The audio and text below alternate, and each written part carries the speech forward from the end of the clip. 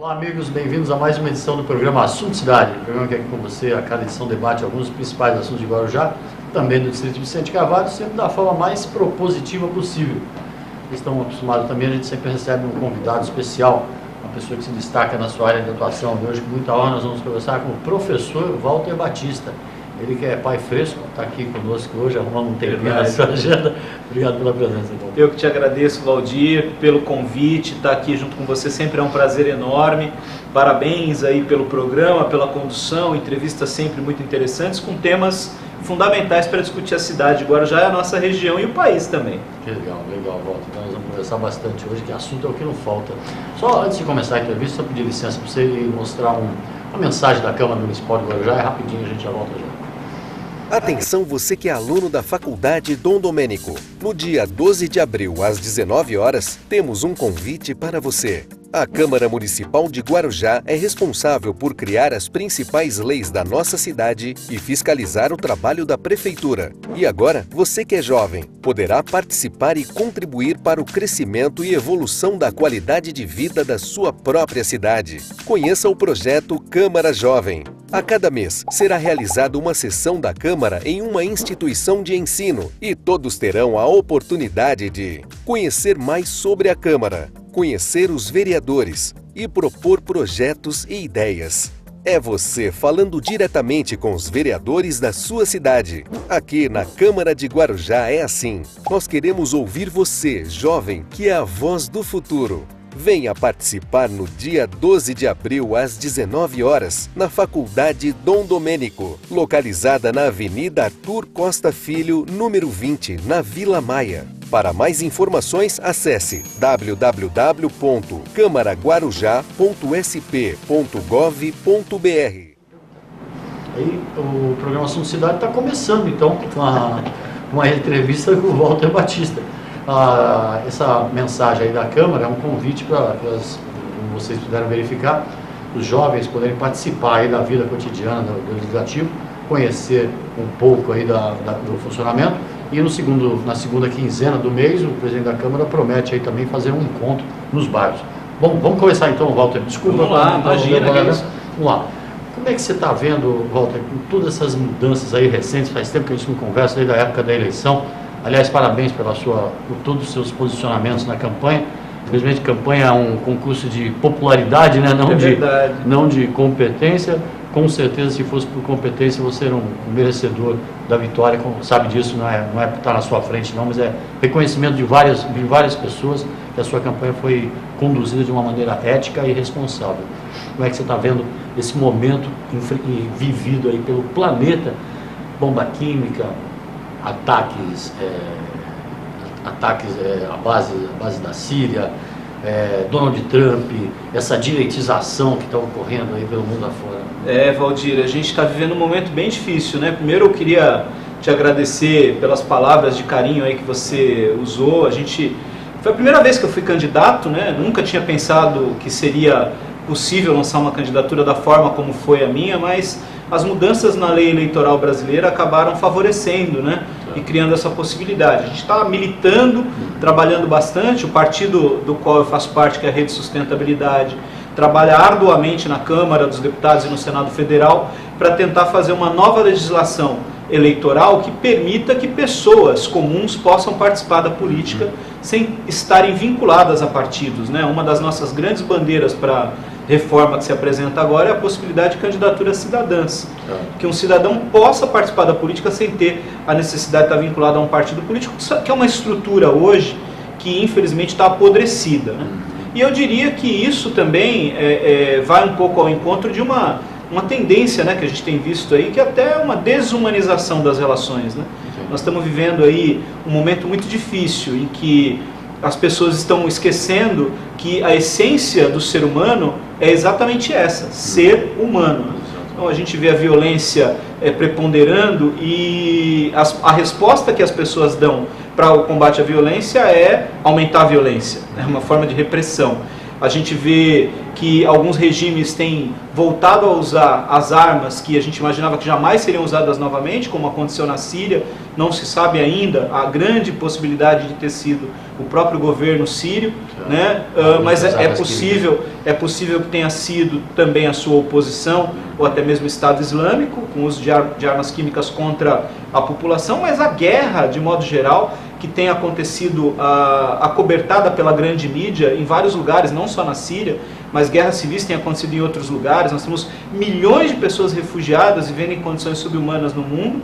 Isso é uma forma de desumanização. E até sendo um pouco filósofo nesse momento, eu acho que é importante isso também, até nas nossas relações, né? Às vezes você está na sala com a sua família e está todo mundo no celular, se relacionando virtualmente e não ali pessoalmente, né? E não é muito diferente aqui no nosso país. Isso também vem se demonstrando como um grande problema, né? A gente vê que alguns movimentos políticos indo mais para a direita, eu acho que é um desserviço histórico, né? A gente tentar buscar soluções para o nosso país, por exemplo, na defesa de um regime militar, como eu vejo algumas pessoas defendendo, algumas pessoas também defendendo que a gente tem que ter políticos que sejam mais linha dura, defendendo que os direitos humanos não sejam respeitados. Quer dizer, são pessoas que falam, às vezes, sem nem saber do que estão falando, né? Vão reproduzindo um discurso que é um discurso muito equivocado. Eu pediria muito às pessoas que pensassem um pouco antes de falar, porque a gente está vivendo um momento muito difícil, né?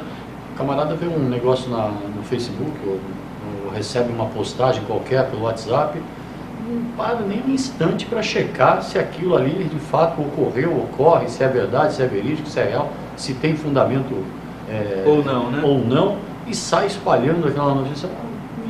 Você vê que você falou do Facebook, né? O próprio Facebook criou uma ferramenta para as pessoas poderem conferir se a notícia é verdadeira ou falsa, né? Se é boato ou não. Quer dizer, se o próprio criador dessa rede social está preocupado com a qualidade da informação que passa por ela, é realmente sinal de que a gente está vendo aí as coisas caminhando para um lado muito equivocado, muito errado, né? Então temos que tomar cuidado com isso, né? Eu acho que as relações sociais, elas passam sim pelo mundo virtual. É importantíssimo usar essas ferramentas que estão aí facilmente disponíveis para as pessoas. É uma forma de inclusão isso aqui, né? Facilita muito a vida da gente, mas a gente tem que tomar cuidado, né?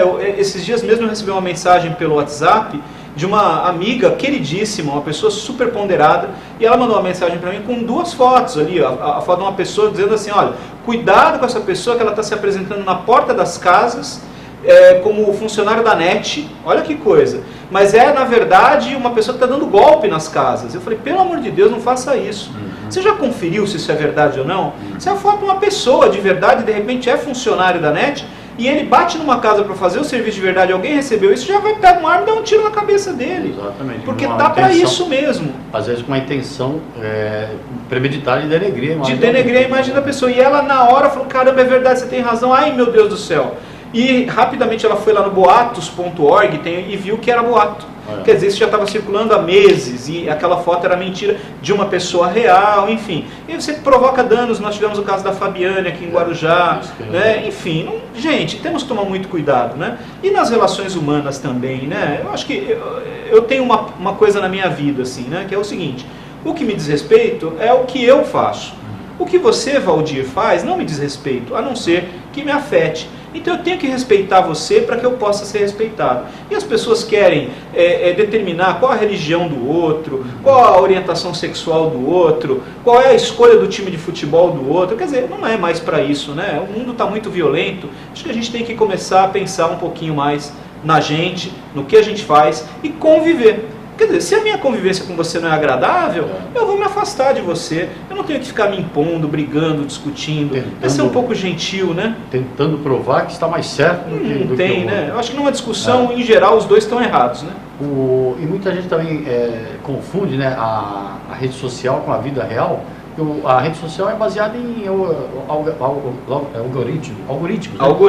Então, se você tem simpatia por determinada situação, você vai receber sempre somente aquilo.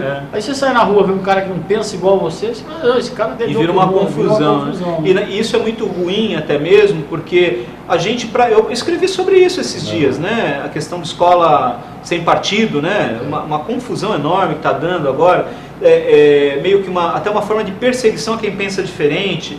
Então, em São Paulo teve o caso do vereador Fernando Holliday, do MBL, Movimento Brasil Livre, lá, e ele pega o telefone de uma vereadora que pensa diferente dele num processo, que é o próprio projeto Escola da Família, e ele divulga o telefone dela e fala: olha, gente, começa a ligar para ela aí porque ela está errada.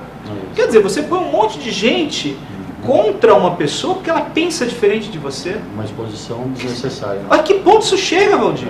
Olha o perigo que a gente corre, isso de uma autoridade que foi eleita pelo voto popular.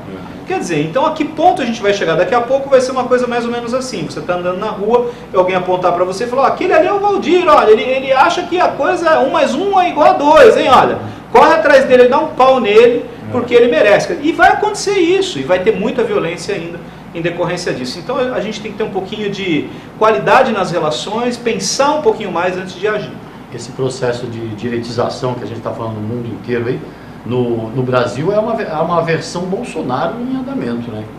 Em que pese, respeitando aí as pessoas que têm posicionamento favorável, só que está havendo muita distorção aí no... Valdir, eu diria o seguinte: respeito a gente tem que ter, claro, mas tem que ter bom senso também, né? A direita no mundo vem ganhando espaço, é natural e é próprio de um momento como esse que a gente está vivendo, né? Crise econômica, uma crise das instituições de modo geral, né? A gente está vivendo um momento muito difícil, de mudança mesmo, né?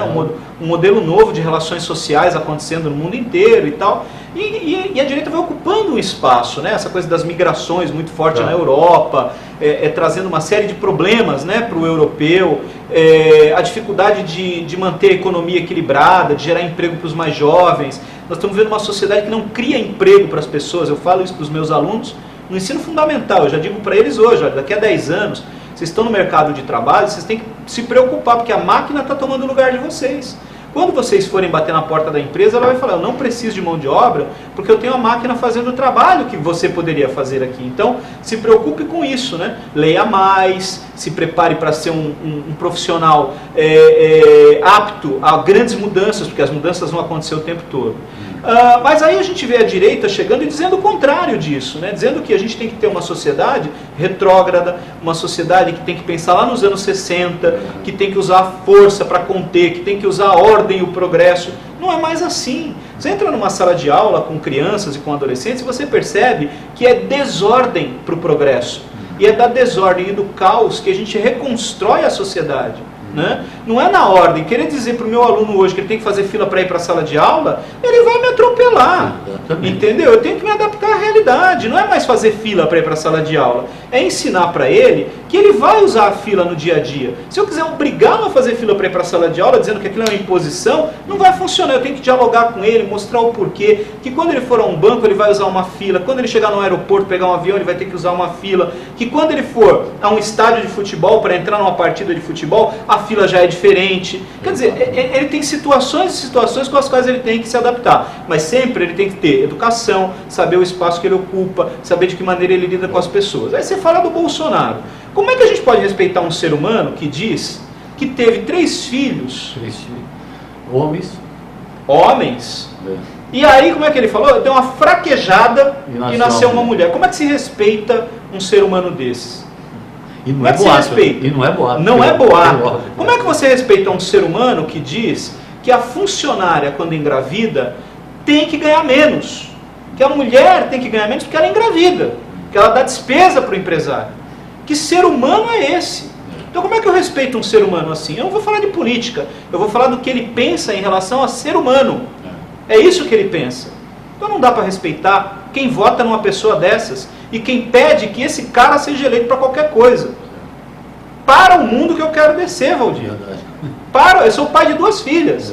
Não tem coisa mais maravilhosa do que ter 2 filhas mulheres. E se fossem homens, seriam maravilhosos também. Um sujeito fala isso: eu tenho vergonha pela filha dele.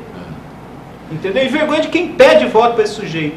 Nas minhas redes sociais, eu não corto nada. Quem quiser escreve e tal. Só quem provoca ou quem age com falta de educação. Mas tem um monte de gente que entra lá, Bolsonaro 2018, eu tenho dó.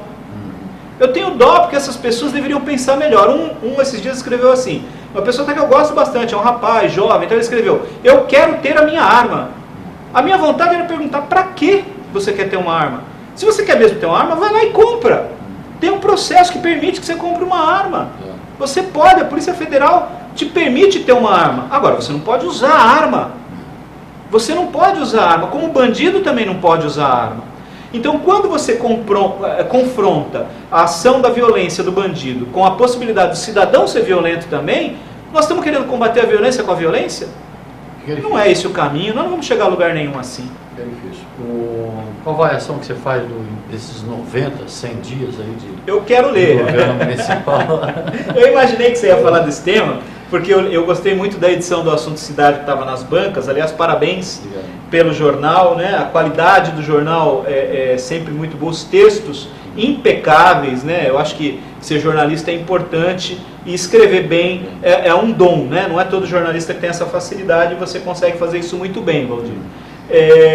Aí você põe lá, em 90 dias a gestão Suma arrecadou 382 milhões. Aí você faz uma série de ponderações. Eu fui no site waltersuman.com.br. Você que está assistindo a gente aí, se quiser, dá uma olhadinha lá. O site Walter Suman, que deu início a todo o processo de eleição. O site da campanha, do prefeito que se elegeu, Walter Suman, nosso prefeito, né? E lá está escrito assim: não se pode gastar mais do que se arrecada. E o texto é o seguinte: mesmo com um dos impostos mais caros do Brasil, o Guarujá não tem conseguido atender às necessidades básicas da população, consequência de um modelo administrativo e financeiro viciado e nefasto, tá lá, onde se gasta mais do que se arrecada, com excesso, olha só isso aqui, com excesso de secretarias, excesso de cargos comissionados e descontrole nos contratos, sem compromisso com as prioridades. Esta situação de descontrole administrativo e financeiro impõe medidas contundentes e de enfrentamento. E aí ele vem com as propostas dele. Como o quê? Como redução das secretarias, redução dos cargos comissionados, revisão de contratos e de custos, renegociação da dívida pública, criação de um núcleo de projetos ou incubadora de empresas para captação de recursos junto ao governo estadual, federal e internacional, aplicação de programas de eliminação de desperdícios e otimização dos recursos existentes. Na área de licitações, ele diz que vai fazer uma revisão da licitação do aeroporto e do túnel. E as ações iniciais do governo quais foram? Manter a estrutura de secretarias, nomear todos os cargos comissionados, não revisar nenhum contrato, refazer contratação das mesmas empresas com valores superiores aos que existiam e na questão da revisão da licitação do aeroporto, voltar com a licitação anterior para entregar a licitação para uma empresa que tem como sócia a Terracom. O que a gente pode falar dos primeiros 90 dias do governo? O que você, eleitor de Guarujá, morador, munícipe, esperava do prefeito que se elegeu? Mudança. Eu diria que a gente esperava no mínimo o que está escrito no plano de governo dele, em letras garrafais. Não fui eu que disse isso, foi ele. Não se pode gastar mais do que se arrecada. Vamos reduzir a estrutura da máquina. Eu diria também, Valdir, agora a história do reajuste do funcionalismo, de onde tiraram 5,35% para reajustar o salário dos servidores municipais, sem discutir uma série de questões relacionadas a isso, que são históricas, que vêm se acumulando, como por exemplo, algumas discrepâncias salariais, como por exemplo, o déficit da Guarujá Previdência, como por exemplo, as incorporações de cargos de chefia que oneram demasiadamente a folha. Conversando com os profissionais que fazem a folha da prefeitura, eles falam de um cenário assustador. A folha de pagamento de Guarujá aumenta todo mês. E faltam servidores, Valdir. Em algumas áreas faltam servidores, precisávamos de concurso. Nós estamos caminhando aí para os mais de 100 dias de governo e não se falou até agora em como vai ser a aposentadoria de mais de 600 servidores que vão ter condição de aposentadoria no final do ano, em meio a um processo de reforma que está acontecendo agora. Um assunto que não criaram nenhum grupo de estudo ainda. Então, quando me perguntam assim, mas Walter, puxa vida, você é oposição, tal, eu não sou oposição.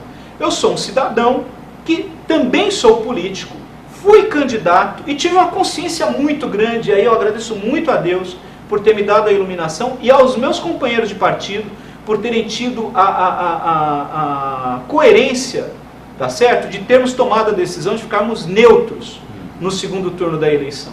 Porque nós não apoiamos a eleição do prefeito e não estamos apoiando as atitudes equivocadas que ele vem tomando. Quem me acompanha nas redes sociais sabe que quando é algo que merece parabéns, eu sou o primeiro a parabenizar. Como eu o parabenizei quando ele nomeou você para o governo dele.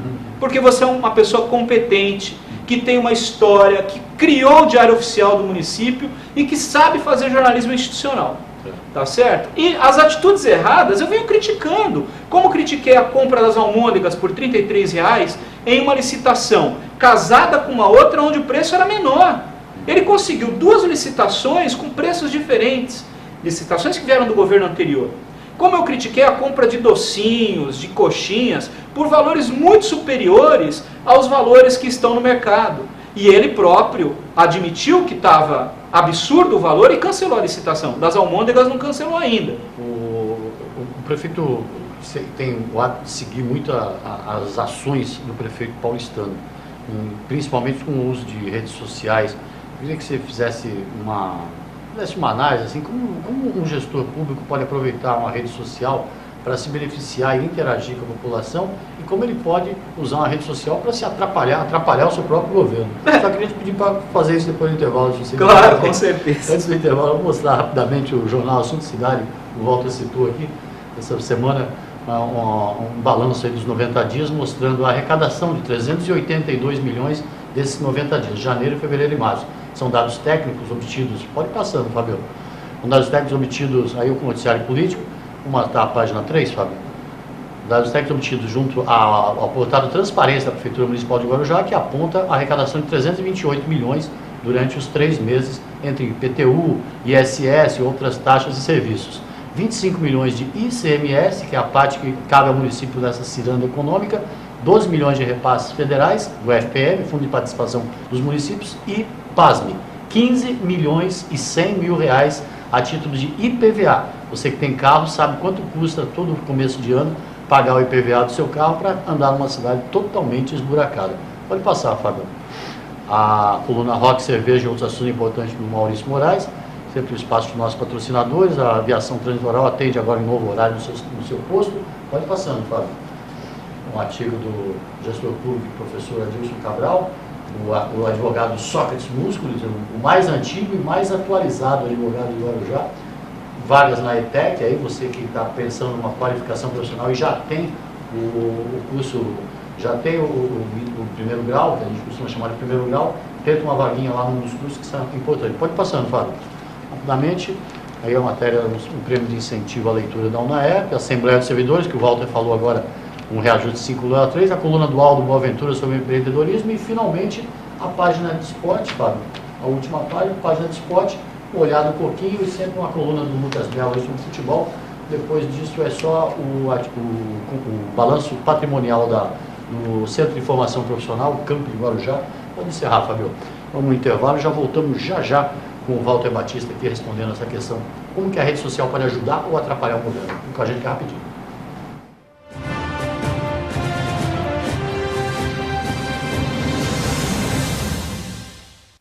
Há 22 anos no mercado, a Texa especializou-se em realizar sonhos e superar expectativas. A Texa garante excelência na execução dos mais arrojados projetos residenciais e corporativos, utilizando a soma da experiência de ambos segmentos em todas suas obras. A qualidade do residencial, a agilidade do corporativo e total gerenciamento resumem o produto que a Texa entrega a seus clientes. Litoral, Avenida Ademar de Barros, 1347, terceiro andar. Telefone 13-3308-1717. Grande São Paulo, Alameda Grajaú, 129, sala 309-310, Barueri. Telefone 11-2424-8117. Texa Construtora. Há 22 anos construindo sonhos. Garanta pontos positivos para o futuro do seu filho. No Colégio Alfa Guarujá, ele vai somar pontos. O aprendizado é realizado por meio do sistema positivo de ensino. Salas com números limitados garantem o total aproveitamento das aulas. As atividades extras promovem a socialização dos estudantes. O Colégio Alfa Guarujá oferece acesso ao portal educacional, onde você acompanha o desenvolvimento escolar do seu filho, confere as atividades e os eventos realizados no interior da unidade escolar e ainda conta com os artigos de renomados profissionais da área educacional. E no portal, o aluno encontra apoio nas pesquisas escolares com acesso a sites seguros. A vida oferece oportunidade para todos e a escola é que faz a diferença. Venha conhecer o Colégio Alfa, Rua Washington, número 293, no Guarujá. Telefone 3355-2790.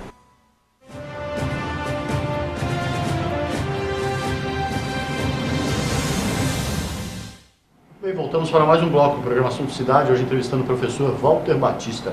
Professor, que no primeiro bloco nós deixamos no ar essa questão, como uma rede social pode ajudar ou atrapalhar uma gestão pública? Valdir, primeiro que uma gestão pública não se faz nas redes sociais, se faz nas ruas, né? Se faz nas praças, se faz nos postos de saúde, nas escolas. A gestão pública se faz quando você negocia com os diversos setores da sociedade as reformas necessárias para que a qualidade de vida se efetive e que as pessoas tenham uma condição de sobrevivência digna no espaço que é o município. Então, quando a gente fala, por exemplo, de usar as redes sociais, a gente precisa se preocupar com a questão institucional. Uma coisa é eu usar as redes sociais como pessoa física. Outra coisa é eu usar as redes sociais como agente público. São coisas totalmente diferentes. A cidade quer saber das minhas medidas enquanto agente público quando eu estou num cargo público. E essas medidas, elas não têm que estar no meu perfil pessoal, elas têm que estar no perfil institucional. Tanto é que a comunicação, a boa comunicação institucional, ela é bem clara em relação a isso, né? E nos Estados Unidos, eu acho muito legal uma coisa nos Estados Unidos, que é a separação entre a presidência e o presidente. Então tem dia que o presidente está lá de folga com a família dele. Ali está o presidente. Até a roupa que ele usa é diferente. E as pessoas aprenderam a respeitam, né? Porque a liberdade, ali é o momento dele, a folga dele, as férias dele. E quando ele está na presidência, elas também sabem que não é a pessoa que está ali, é o presidente da república. Então acaba essa história assim de eu não gosto do fulano, eu não votei no fulano. Peraí, ele é o presidente. Não. Se eu gosto ou não, acabou. A figura dele representa o país. A figura de um prefeito representa a cidade. Eu não tenho que gostar ou desgostar do prefeito, tenho que respeitar o trabalho que ele faz. Então, quando ele usa as redes sociais apenas para demonstrar o que ele está fazendo naquele momento, ele se esquece que isso não é uma forma de ser transparente. A forma de ser transparente é, por exemplo, fazer uma audiência pública para mostrar para as pessoas o que aconteceu durante os 90 dias, às 9 horas da manhã, 10 horas da manhã, 11 horas da manhã, de um dia de semana. Que é um horário que está todo mundo trabalhando. Espera-se, né? Espera-se estar trabalhando. A maioria das pessoas, né, Valdir, está trabalhando nesse horário. Então, poxa, faça isso num momento que oportunize a mais pessoas participarem. Porque a gente não está fazendo um show. A gente está ali governando, você está ali governando. E o comparativo com o João Dória, em São Paulo, eu acho que tem que, guardadas as devidas proporções, isso precisa ficar bem claro. Qual o projeto do João Dória? Ser presidente da República. Pode falar o que for, ele quer ser presidente da República. Ele não é conhecido no Brasil inteiro como político. Ele precisa ser. Por isso que ele está criando essas polêmicas todas. Por que entrar em confronto com um pichador? Porque ninguém vai defender pichador, né? Aí ele entrou em confronto com um grafiteiro. Ninguém sabe que grafiteiro não é pichador, a maioria das pessoas. Então ele se sai bem na polêmica, porque ele precisa ficar conhecido, né? Aí ele chama o empresariado para fazer uma doação. O cara doa 15 milhões para uma cidade que tem o segundo maior orçamento, o terceiro maior orçamento do Brasil, um dos maiores orçamentos da América. 15 milhões de reais não é nada, entendeu? Então, parece que é muito dinheiro, né? A Microsoft fez um convênio com a prefeitura, tá certo? Doou alguns milhões e vai receber outros tantos, 10 vezes mais, porque a prefeitura vai comprar a licença de uso dos programas da Microsoft, que a prefeitura usava programas livres, né? Gratuitos. Então, assim, claro, ele dá com uma mão e tira com a outra. Os medicamentos que ele conseguiu de graça, as empresas iam incinerar esses medicamentos, custariam muito mais o valor da incineração do que eles terem doado isso para a prefeitura. E a prefeitura contabiliza como uma atitude correta. Quer dizer, ele tem por detrás dele uma equipe profissional pensando nas atitudes que ele vai tomar. Quando ele põe isso lá nas redes sociais, ele está fazendo um trabalho que não é o do prefeito, é o do João, que quer ser presidente. Mesmo assim é calculadíssimo. Calculadíssimo, milimetricamente calculado. E ele vai ter êxito nessa proposta dele, que é pelo menos a de ficar conhecido e entrar no jogo da sucessão presidencial. Se ele vai ser candidato ou não, é outra história. A vontade dele pode não se concretizar, porque política depende de uma série de outros fatores. E tem aquilo que você falou no início, que é o político ficar refém do partido. Do partido, tem uma série de questões. Agora, aqui em Guarujá, as pessoas querem solução. As pessoas querem os buracos consertados. Eu vi aqui, eu estava olhando aqui, que o prefeito propõe como projeto para a zeladoria da cidade, está no projeto dele aqui no waltersuman.com.br. Entra lá e dá uma olhada, waltersuman.com.br. Ele diz assim, criar equipes de zeladoria para capinação, limpeza de canais, tapa-buraco, tudo aquilo, varrição de rua, limpeza, equipes. A ideia que ele coloca é que ele vai criar equipes para fazerem esse trabalho. E o que a gente vê é que ele entregou isso para uma empresa fazer. E qual é a empresa? A mesma que deixou a cidade esburacada, suja, cheia de mato, com os canais em situação periclitante. Com ameaças e paralisações da Com ameaças não, com paralisações. Porque os contratos estavam atrasados. Dos 382 milhões que a prefeitura arrecadou até agora, ela já começou a colocar em dia os pagamentos da Terracom, que estavam atrasados pelo governo da Antonieta.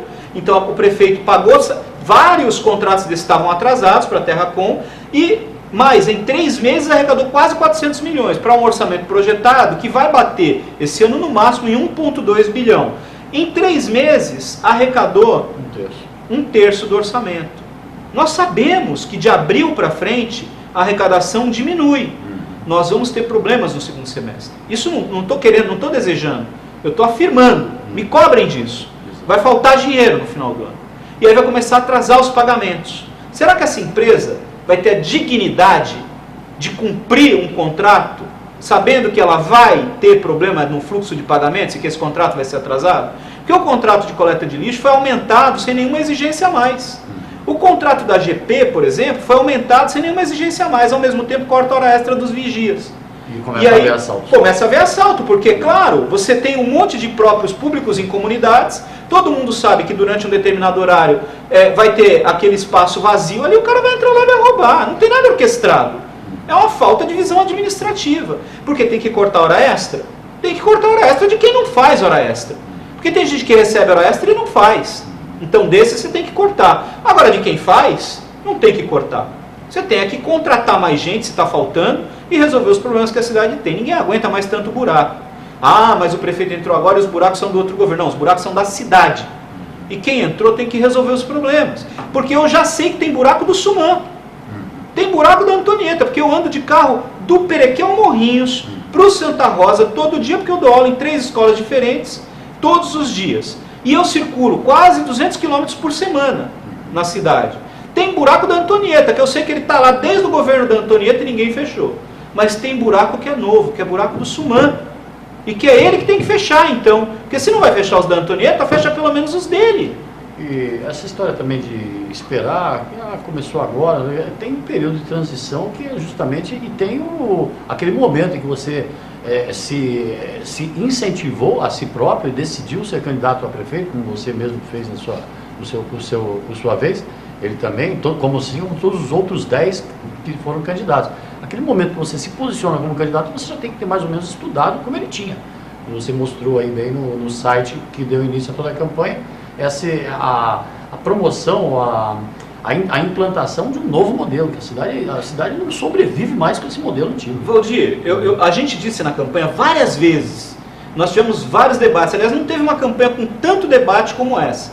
Faltou, obviamente, um debate na maior emissora da região, fez falta para uma cidade como a nossa, ter um debate para que a gente pudesse confrontar as ideias lá na Rede Globo, na TV Tribuna. Faltou, porque a maior audiência, mas nós não podemos dizer que não houve oportunidade para o eleitor conhecer as propostas. Eu não reclamo, porque eu tive a oportunidade de participar de vários, na associação comercial, participar de programas como o seu, participar de programas como o do Tuca, do Gilson, todos os apresentadores das TVs locais abriram espaço, a TV Santa Cília fez debate, a TV Ilha do Sol fez debate, nós tivemos debate no Sindicato dos Funcionários Públicos, nós pudemos ir às ruas e expor os planos de governo da gente. Então, debate teve pra caramba. A questão é, o que se esperava? Se esperava que alguém entrasse e fizesse diferente do que a administração anterior fez e do que a administração anterior do Farid tinha feito. Que era um governo que não tivesse escândalos de corrupção e um governo que efetivasse investimentos para tirar a cidade do atoleiro em que está. Era essa a expectativa das pessoas. Um governo honesto, transparente e de realizações. E ninguém quer esperar. Ninguém quer esperar, Valdir. Nós não queremos mais ficar perdendo tempo em discutir aeroporto, túnel. Nós queremos resolver o problema do cotidiano. É o lixo que se acumula nas ruas, é o buraco na rua, é o esgoto que não funciona direito, é o médico que não está atendendo. É isso que a gente quer que se resolva. Isso de imediato. E de imediato a gente viu que, em parte, alguns desses problemas foram resolvidos ali. Os médicos começaram a atender nos primeiros dias. Hoje já voltou tudo à mesma. Então, que solução que é? É aquela que você vai lá e passa uma vassoura na casa para tirar a poeira, mas deixa a janela aberta para entrar poeira de novo? É isso que está acontecendo. Então a única coisa que eu cobro é que haja um planejamento para que se efetivem políticas ao longo desses 4 anos, para que a gente resolva alguns problemas em definitivo. É óbvio que o prefeito não vai conseguir resolver todos, mas que ele aponte quais os que ele está se comprometendo em resolver. Eu não vi nenhum compromisso assumido até agora, porque os compromissos que ele assumiu, que foram esses que eu li aqui no bloco anterior, de reduzir cargos, de cortar para sobrar dinheiro para investir, isso ele não fez. Então de onde ele vai tirar recurso para fazer? Porque o governo federal contingenciou investimento. O que é contingenciar? Ele está dizendo que ele não vai repassar o dinheiro que ele se comprometeu a repassar. Então ele está dizendo, não vai ter dinheiro. O governo do estado também está falando que não vai ter dinheiro. De onde vai vir o dinheiro para resolver os problemas de Guarujá? A crise está aí, a arrecadação do município, a tendência é de não aumentar e os gastos continuam crescendo. Então, que administração é essa em que você mantém os gastos lá em cima e não trabalha para aumentar a arrecadação? Aí a proposta do prefeito foi aumentar a arrecadação cortando a isenção dos hotéis.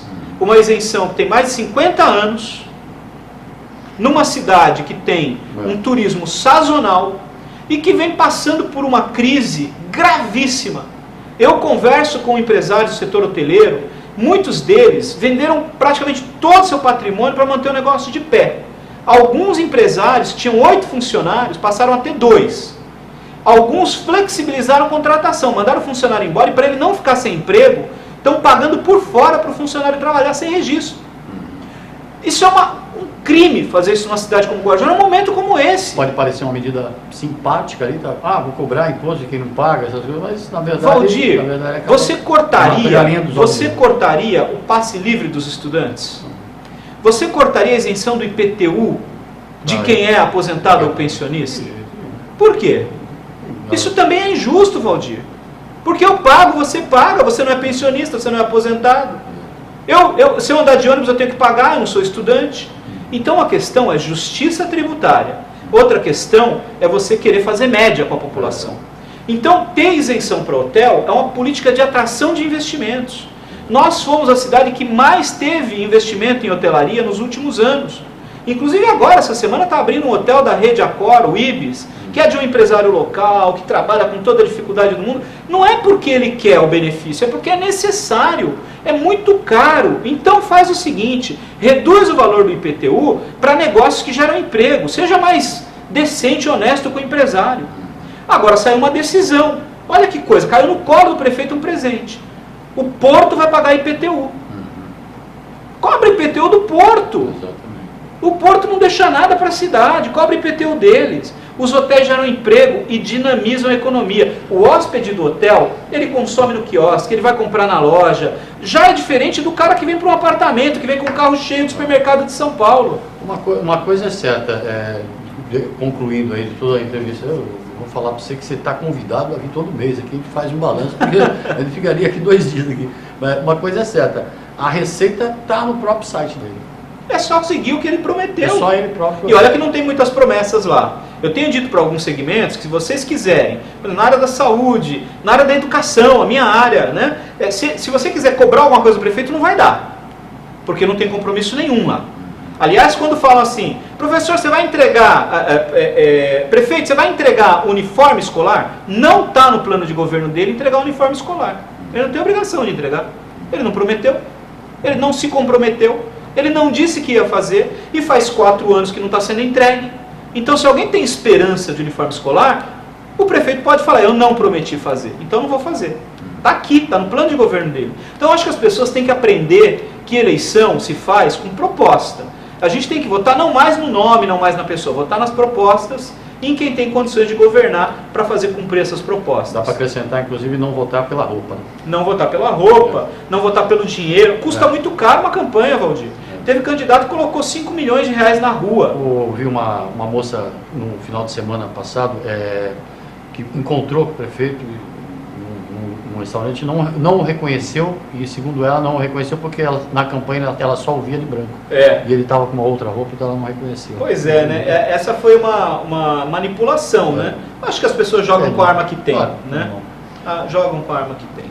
Walter, bom, como eu te falei, se tiver espaço na sua agenda lá na escola, só convidar. Todo mês. Sabe que a vida é bem corrida, mas sendo possível eu venho com o maior prazer. Tem uma dobradinha Caio e Walter, não é Caio França e Walter dos Santos, que tem também. Tem uma dobradinha Caio e Walter, é o Caio França e o Walter dos Santos.